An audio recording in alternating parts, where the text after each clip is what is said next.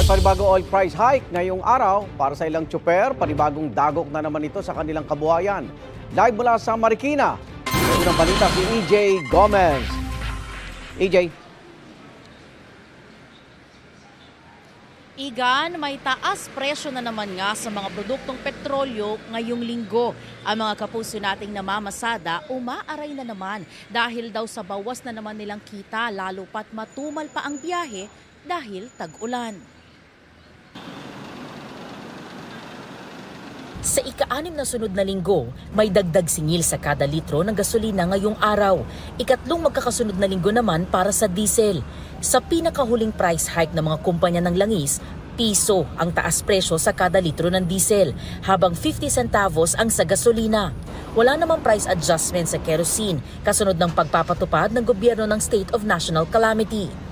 Ang 55 anyos na si Tatay Restituto tumanda na raw sa pamamasada.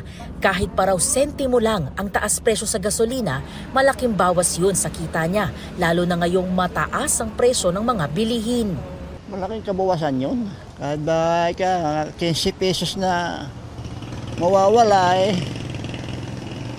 malaking kabawasan na yun. Kailangan huwag nang itaas. Talaga mahirap na dahil may edad na. Kumakayot pa rin, walang inaasahan Dito lang tayo maasa sa tricycle. Isa pang senior citizen na tricycle driver si Tatay Napoleon. Ilang dekada na raw siyang namamasada hanggang ngayong 63 anyos na siya. Mas tumindi raw ang tumal ng biyahe dahil sa magkakasunod na bagyo at suspensyon ng mga klase at trabaho. At ngayong may taas presyo na naman sa gasolina, baka wala na siyang maiuwi sa kanyang pamilya.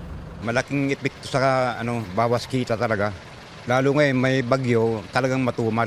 Tulad nung linggo, ang kinita ko lang, boundary lang, wala na akong naiuwi. Kahit pang gasolina, wala. Ang jeepney driver naman na si Ramon, nagsasawa na raw sa paulit-ulit na lang na taas presyo sa diesel. Malaking kaltas daw ito sa maghapon niyang kita. Minsan 700, 1,000 ganun. Diesel pa lang. 700. 700 din. Malaking epekto, may epekto din. Kaso lang, wala tayong magagawa Yung sitwasyon ng driver, ganun din, hirap. Kailangan magsipag para kumita. Ilang kumpanya ng langis ang nagsabing walang oil price hike sa ilang lugar dahil sa ipinatutupad nitong price freeze kasunod ng pananalasa ng mga bagyong Tino at Uwan.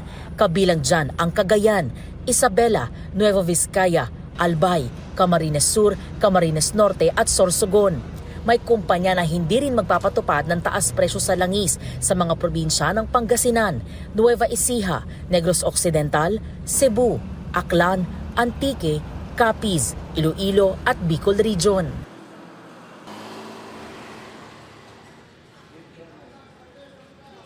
Igan, tanong ng mga kapuso nating tsuper, kailan naman daw kaya sunod-sunod na bababa ang presyo ng diesel at gasolina para naman daw kahit papaano makabawi sila at makaluwag-luwag. At yan, ang unang balita mula rito sa Marikina City.